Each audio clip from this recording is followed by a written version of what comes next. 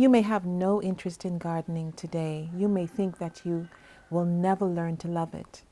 But I know someone who I met 3 years ago with the same sentiments, and today she's a passionate gardener, just 3 short years later, and we are going to meet her right now and tour her garden.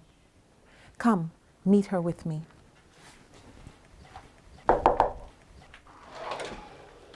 Hi, Lizette. How are you? I am well. Good How are you to doing? see you.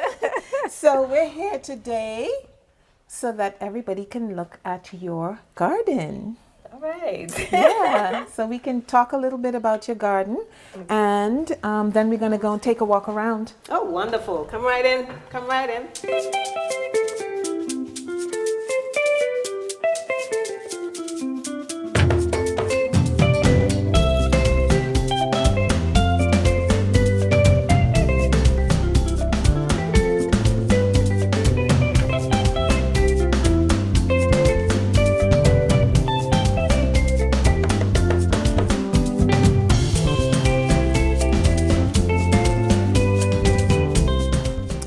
Portia at Lady Sarah's Farms is all about cooking, gardening, and lifestyle. And today we have a special guest with us, Miss Lizette George, who's going to talk about all 3 of those things.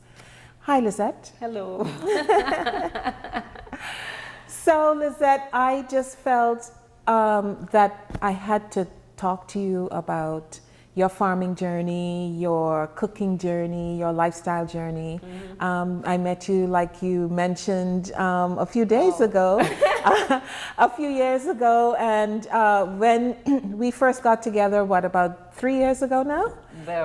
Yeah, for you to do my hair. You said you had absolutely no interest in gardening. Tell us why. Well, when I was a little girl, it's so funny. Everything that I am, I guess, stems from my childhood. And when I was a little girl, my grandma loved plants. The whole house was filled with plants. And guess who had to water those plants? Lizette? Lizette had to water those plants. So I guess I just got I wouldn't say a hatred for it, but I just didn't like it. You got turned off of it? Yeah, I got turned off because of the work that was entailed in gardening. But I must say, that plants are beautiful, and it beautifies a place, but the work is what I was running from. You were running from the work? Yeah, and I always said too that I didn't have a green thumb, because a couple times I did attempt to plant, but they died. But it's probably because I didn't pay the kind of attention to it. Yeah, I mean, plants, having a relationship with plants is like having a relationship with another human being. Yeah. You have to give the plants a lot of attention, you have to nurture them, you have to water them, give them light. So, and if you don't do those things, they will die on you, just like a relationship will die if you don't give it those things. Indeed. Yeah, so when I came, there were no plants around your property. But now, and we're going to go outside in a little bit and show everybody what you've done so far, and how you've fallen so in love with plants that they're really doing phenomenally. But you started out with ornamental gardening, just like I did. And then you ventured off into something else, and we're going to talk about that a little later. But tell us about your journey with the ornamental plants. I know that you'd done quite a bit before Irma, and then... Well, actually, Portia, you of course were the inspiration for me to start my ornamentals, because you actually came with plants, the ginger lilies. Yes. She came with a set of ginger lilies, planted them outside, and palms and various other plants. And she and her mom just came one weekend, and they started planting. And I think it's from that weekend and my interaction with them and planting is where I started saying, you know what? This is fun. I can do this, and it also taught me a number of lessons too.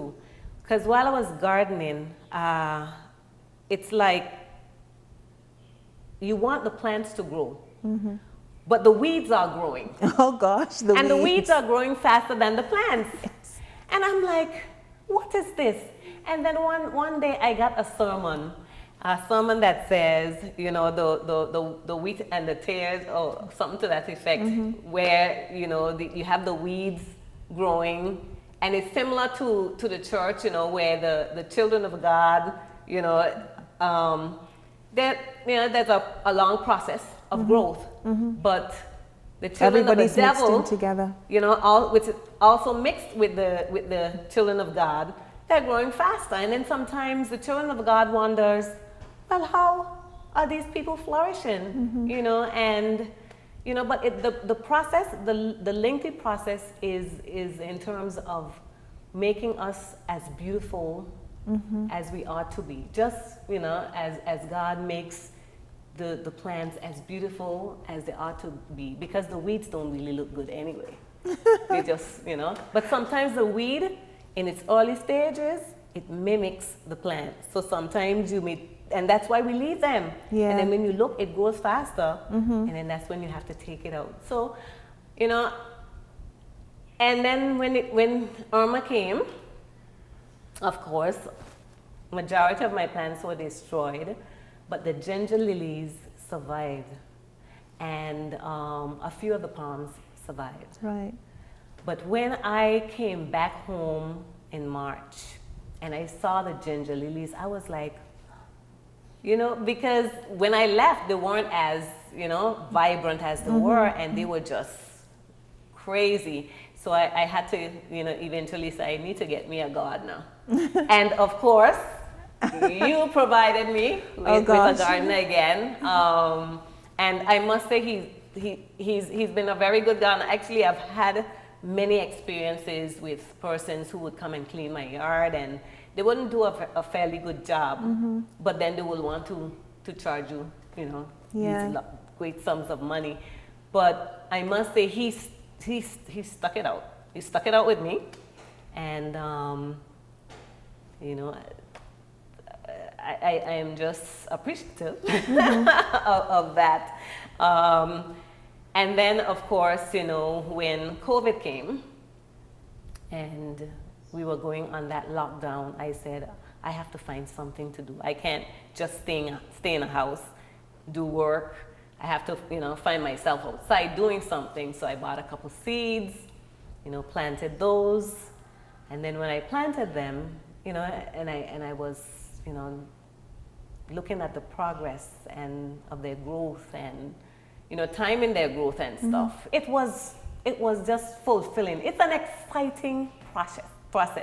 It's an exciting experience. Planting is just, because it's life. It's God's creation. It's nature, you know, and it's something. It's like we're one with the earth, you know, and we're one with every living thing. And if we just tap into our spirit and our energy, you know, just planting, you know. So with all this enthusiasm, I mean, you're just bubbling over, like, you know, you found this new passion. Yeah. Nobody would believe that when I met you, you were like, no, I'm not doing it. I'm not doing it. I'm afraid of lizards and snakes, and I don't want them bothering me. I'm still afraid of lizards and snakes.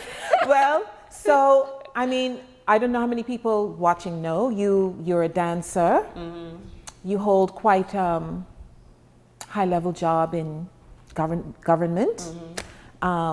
You know, and there are a lot of ladies who work with you. There are a lot of ladies who you see tipping out in the mornings with their nails and the shoes. What do you have to say to them about the stress relief that comes from gardening and the joy that they would find from, you know, just going out and enjoying nature, immersing themselves in nature, putting a few seeds in the soil? What do you have to say to those women who are actually looking for something to do, something that's going to keep them happy and occupied?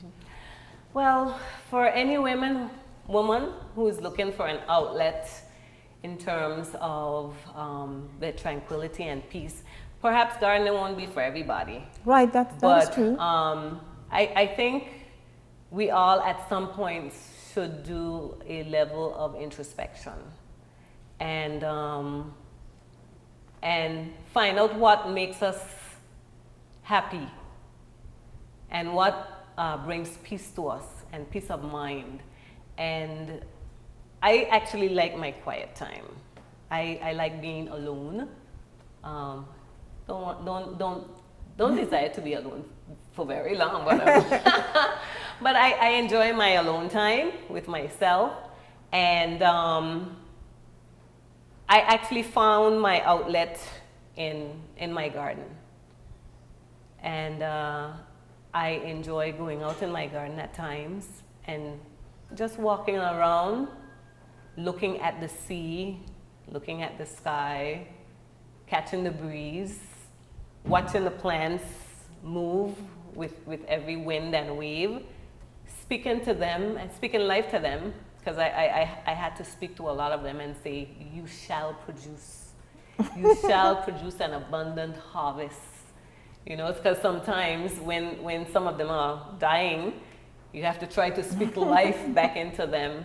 You know, so I guess, you know, with me spending so much time alone, and now I have the company of my plants, that's probably my outlet. But yes, it's a time of reflection and meditation as well, because they're quiet. Plants are quiet, and the only noise they make is the noise of the rustling with the wind, and it just brings you one with nature.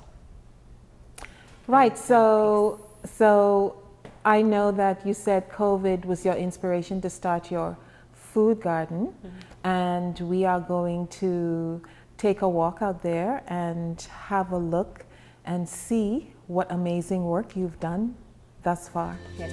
Yes.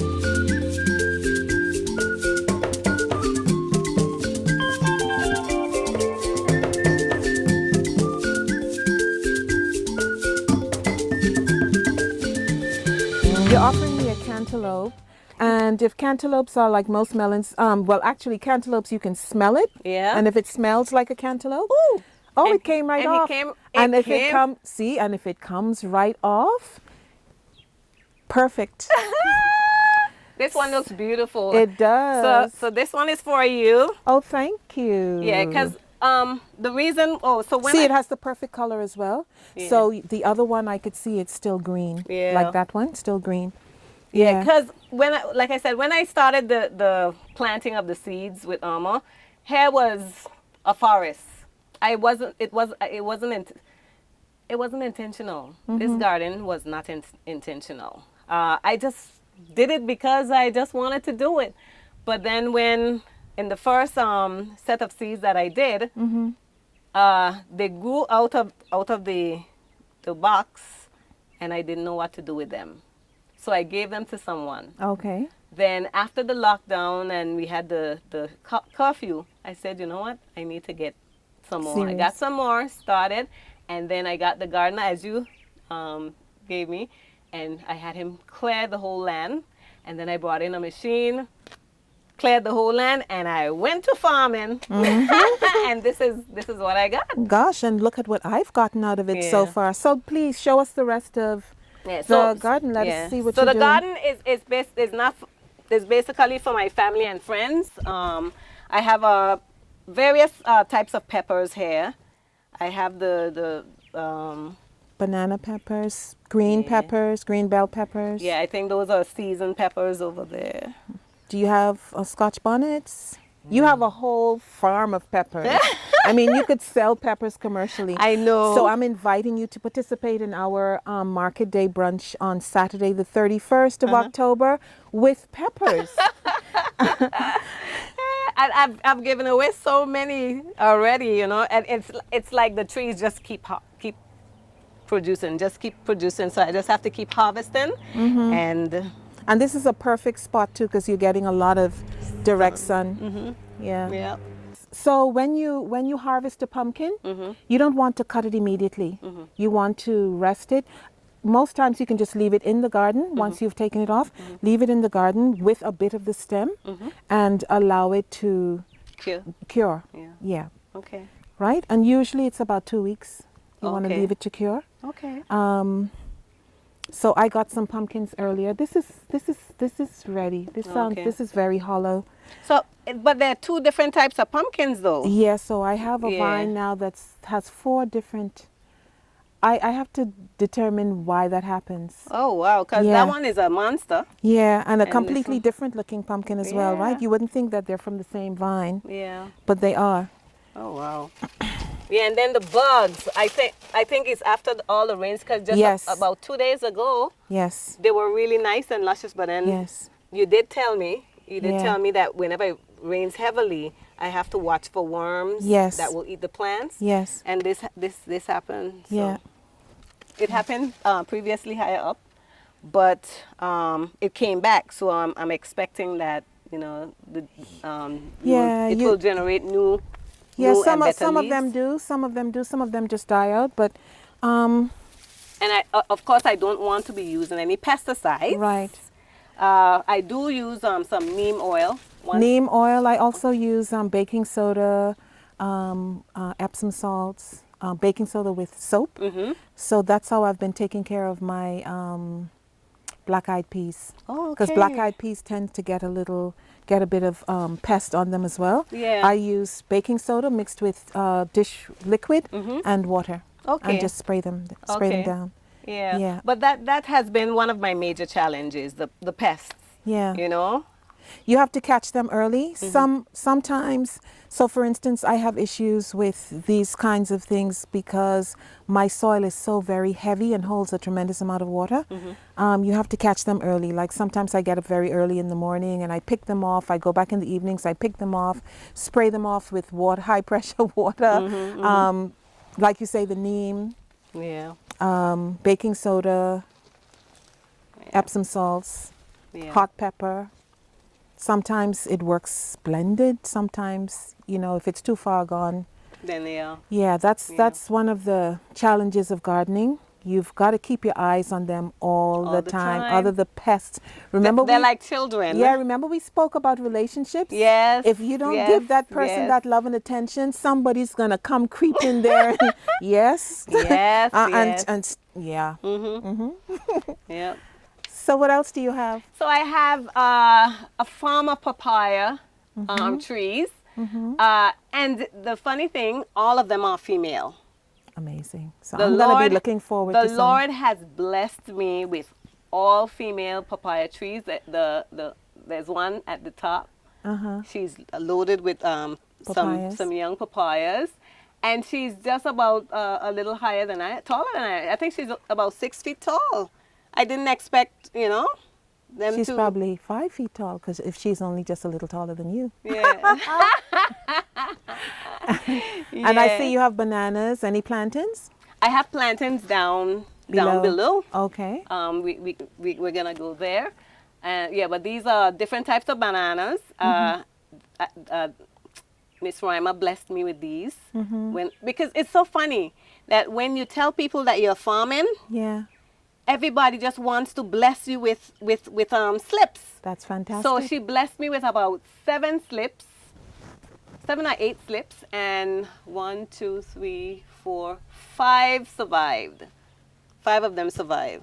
And they reproduce. And yeah, because So that one. once you have bananas and they are healthy, they will continue to reproduce. You don't have to worry about them again because every time that one bears fruit, you have some young ones coming up. Yeah. And you cut that and you have the new ones just shooting up. You don't have to ever, it's like perennial. Yes, You don't yes. have to ever plant Plant it. bananas again unless you want a whole new crop of bananas. Awesome. But I see can't- that you have sorrel. Yes, and another lady from Virgin Gorda, she blessed me with some sorrel trees as well, with some sorrel slips. I think you did tell me that they bear in December, but I There's see sorrel that bears only in December, so the different strains. Yeah. There's some people have gotten sorrel already for the year.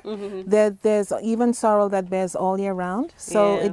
it depends on what you have. So I'm hoping these will bear because they're really nice and big and Healthy. Yeah. but they just need to bear now. I had more, but for some reason, a disease, some sort of disease, I'm wondering because I had the ate same them out. issue. It's possible that it's nematodes in the soil. So when you have another one, if you have another one that dies, just pull it up and check the roots. And if the roots are all swollen and have this like gelatinous, transparent stuff, that means you have nematodes. Oh. And I've been told that you can use the seaweed. Seaweed? Yeah, seaweed Oh, okay. for that. Yeah, okay. But you wouldn't want to plant anything in that spot again too quickly. Too quickly. You want Okay. to try and get rid of them. No problem. So you have tomatoes. I have tomatoes. You have I actually okras. harvested some tomatoes yesterday and gave them to a friend of mine, so I don't have any thing. But I have a melon up here as well. So this is my melon tree. It's actually growing all over the place. She doesn't know how to tame herself. We try to tame her, but she still tries to get into everybody's sauce because she's trying to cover the sweet potatoes. These are sweet potatoes. And she has a really beautiful melon hopefully ready to pick very soon. And we have a few cassava plants as well. So I want to tell a story about the okra. Because we planted some okra seeds and waited and we waited and we waited and they never popped up. So we planted some black-eyed peas in the area that The okras. they were, because we thought that the seeds had probably rot. So, of course, the black-eyed peas gave us about several harvests, but eventually the insects again ate them out. But before they dried out, we saw a little okra tree popping up, and we were like, "Where did that come from?" So now I have a beautiful okra tree. Then another one came up, and another one came up right down here as well, because I had actually given up hope on my okra trees. I was saying I am not lucky with okra, and here we have sweet potato. I can't wait because sweet potato is one of my favorite starches. I can have sweet potato with everything. I can probably have it any style. I'll be happy, And then we have cassavas. Yeah. So you are going to cut some stuff from your garden to make a drink for us before we leave. Yes. So the last time you were here, what did you have? You had basil. No, you had a soursop. I had soursop leaves with star anise and lemon. You had any lemon in it? I think it was basil. Basil. Oh, okay. Yeah. So I'm going to cut up this.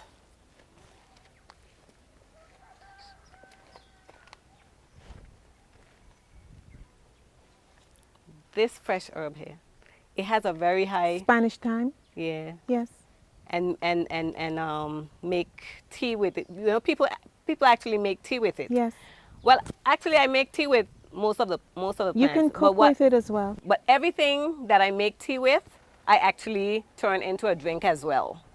Because of course, we have to try to keep up the sodas and stuff. So every weekend when I make tea, I make enough, a pot full, steep it overnight, and then I make a cool drink that I can have for the rest of the week. So today we're going to have some Spanish thyme. I'm also going to add lemongrass and the star anise. I just love the star anise. After discovering the star anise, it flavors drinks so nicely. I actually took out all the seeds to plant somewhere, but I think when I read it says that March is the best time to plant anise seeds. So Okay, I've never tried. yeah, I'm gonna try. I try everything. I actually plant everything that I eat and eat everything that I plant. So we're gonna cut the, melon. So I'm gonna cut a piece of this.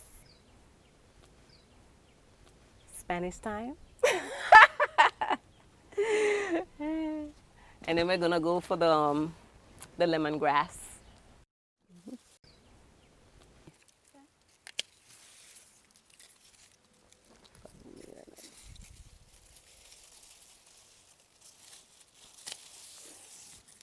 I actually, even though I've been gardening longer than this young lady here, I was not aware of the fact that I could start my spinach from cuttings. Yep. I had tried for years to start spinach from seed, and for some reason, I don't know if it's where I live, I just could not get spinach started. From the seed.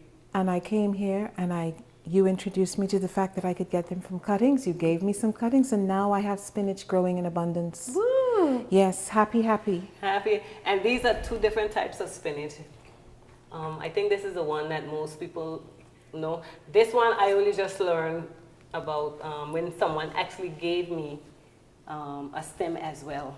Mm-hmm. So whenever people come, I ask them if they want, and you give them. I give them. Yeah.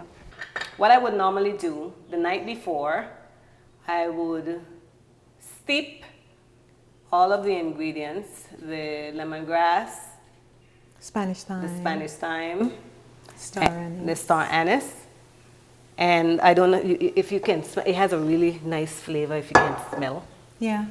Really, really nice flavor. Yes, I can smell the Right? star anise and the lemongrass. However, I like a little tang, so I would normally add lemon and lime just to give it a little tang. And then if you want, you can add your vanilla or your almond essence. But with the star anise, I don't even have to add those things. And I'm a person, I actually love my spices, my spice ingredients. But the star anise is the boss. Yes. So I actually love it when I'm making sorrel. Star anise, ginger, orange peel, all of those things. Wow, my nice. sorrel. Yeah. So I'm gonna squeeze this in here.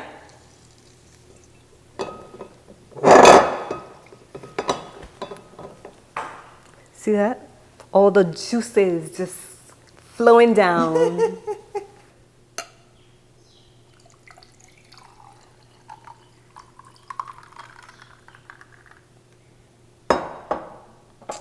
Okay, cheers.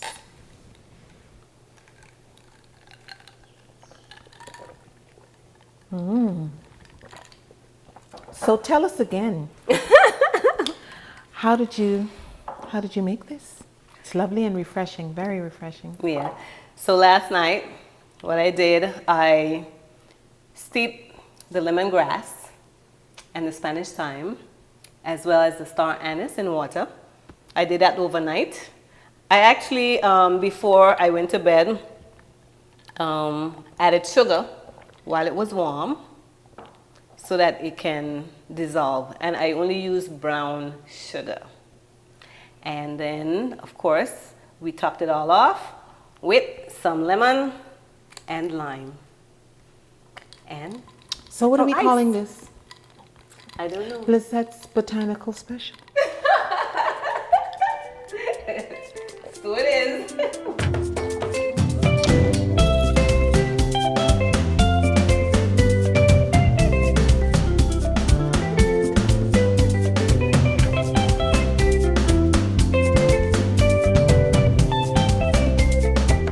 How do we get more young people interested in farming and to appreciate that there's tremendous value in farming?